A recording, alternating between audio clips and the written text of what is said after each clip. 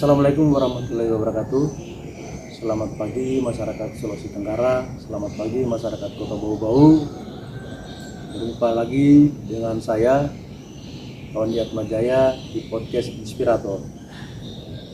Alhamdulillah pagi ini sangat cerah ya di puncak Salatiga Kota Bau-Bau. Dan selamat pagi buat aktivis-aktivis hijrah. Bahwasanya hijrah itu tidak mengurangi satu apapun dari aktivitas dunia. Mudah-mudahan dengan kita berhijrah kita bisa memanfaatkan usia kita yang ada sehingga kita bisa menikmati dunia dan akhirat kita. Pagi ini kita bincang-bincang tentang koalisi-koalisi partai yang ada di Indonesia, termasuk yang ada di kancah Pilkada Sulawesi Tenggara. Perlu saya sampaikan bahwasanya di Pilpres kemarin dimenangkan oleh koalisi Partai Indonesia Maju yang dipimpin langsung oleh Partai Gerindra, dan pada akhirnya dimenangkan oleh koalisi Indonesia Maju dengan presiden terpilihnya adalah Bapak Prabowo Subianto bersama pasangannya Gibran. Di Pilkada Sulawesi Tenggara, efek dari koalisi partai ini sangat berpengaruh. Saya lihat sangat berpengaruh sekali karena kenapa? Para kandidat calon gubernur, para kandidat calon wali kota atau bupati itu saling berebut partai. Namun mereka lebih dominan mengejar partai-partai koalisi Indonesia Maju. Nah, ini juga menjadi sebuah pertimbangan dari para elit-elit politik di tingkat tim sukses yang mencermati sebuah proses-proses kemenangan. Di beberapa daerah di Sulawesi Tenggara, Partai Gerindra sangat diminati oleh para kandidat, khususnya pengurus itu sendiri, walaupun Partai Gerindra maupun partai-partai koalisi Indonesia Maju tidak semua memiliki kader-kader yang mapan ya, maksudnya kader-kader yang siap, sehingga banyak yang non kader ataupun yang dari pihak swasta merebut partai-partai dari koalisi Indonesia Maju. Bukan berarti menyampingkan partai-partai lain seperti PKS, kemudian PKB, P3 dan lain-lain sebagainya. Namun memang inceran dari teman-teman tim sukses yang mengarahkan kandidatnya untuk mencoba membangun komunikasi dengan Partai Gerindra. Di pemilihan gubernur kali ini ada beberapa hal yang menjadi pertimbangan bagi para kandidat, walaupun itu bukan sebuah pertimbangan yang prioritas. Namun hampir semua berdiskusi tentang kekuatan Partai Gerindra, kekuatan Partai Golkar, kekuatan Partai PAN, kemudian kekuatan Partai PBB, itu menjadi sebuah kekuatan yang sangat kuat ya di Sulawesi Tenggara, sehingga ada beberapa kandidat yang mencoba mengejar itu. Namun misteri yang masih tersembunyi hingga saat ini adalah keberadaan Partai Gerindra yang akan mendapatkan itu. Misalkan Pak Andi Semanggaruka sudah memposting dia sudah mendapatkan rekomendasi dari Partai Gerindra.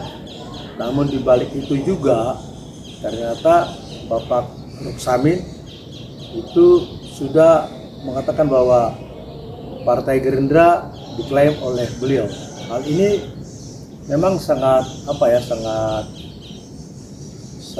wajar dikatakan oleh tim beliau, karena memang Pak Ruksamin adalah salah satu ketua tim pemenangan Prabowo Gibran di Sultra.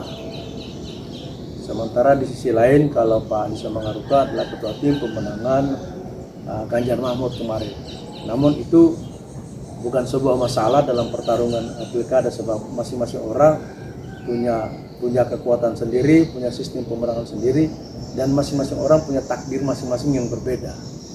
Namun memang di sisi lain perebutan partai-partai itu sebagai kekuatan alat tempurnya itu sangat menjadi hal yang dipertimbangkan matang oleh para kandidat.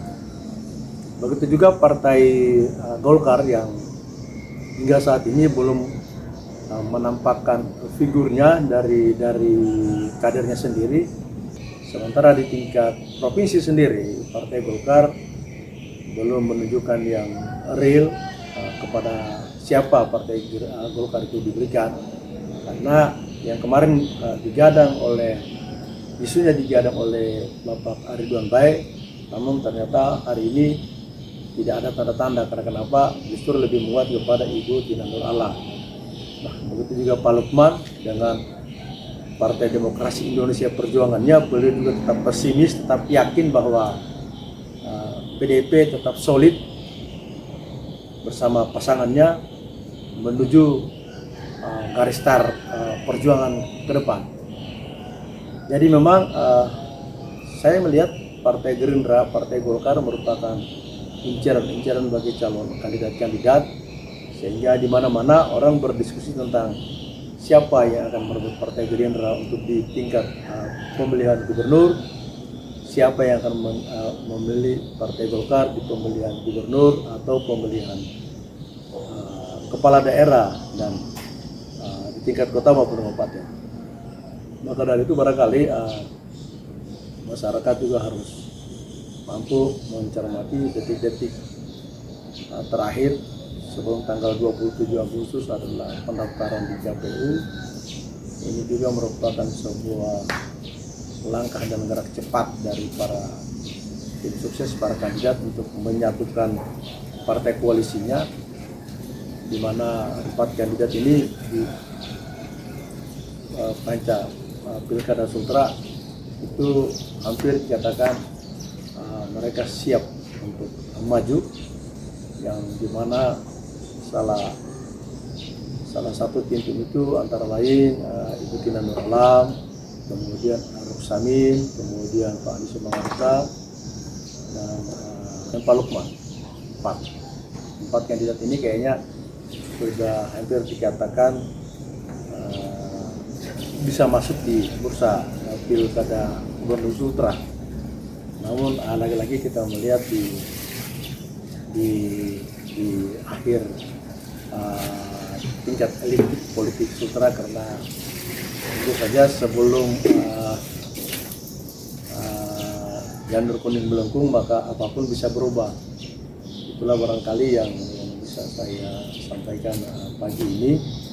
Mudah-mudahan siapapun yang mendapatkan pintu, siapapun yang mendapatkan Partai Gerindra, jangan berbangga dulu, sebab takdir manusia kita tidak pernah tahu, karena itu rahasia ilahi. Terima kasih dari saya. Billahi taufiq wal hidayah. Assalamualaikum warahmatullahi wabarakatuh.